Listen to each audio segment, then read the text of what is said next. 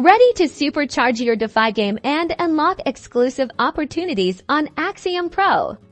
Today, we're diving into how to seamlessly connect your Phantom wallet to Axiom Pro. First things first, ensure you have the Phantom wallet extension installed on your browser or the app downloaded on your mobile device. Your Phantom wallet is your key to accessing the decentralized treasures of the Solana ecosystem.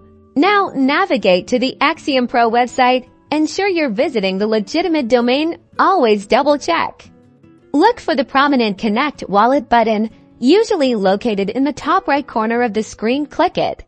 A window will pop up, presenting you with various wallet options. Select Phantom. This will prompt Phantom Wallet to request a connection. Phantom Wallet will display a connection request. Carefully review the permissions being requested by Axiom Pro. If everything looks good, smash that Approve button. Voila! Your Phantom wallet is now successfully linked to Axiom Pro. You should see your wallet address displayed on the Axiom Pro interface, often partially masked for security reasons. Now that you're connected, you can explore all the exciting DeFi functionalities Axiom Pro has to offer: yield farming, liquidity provision, and much more.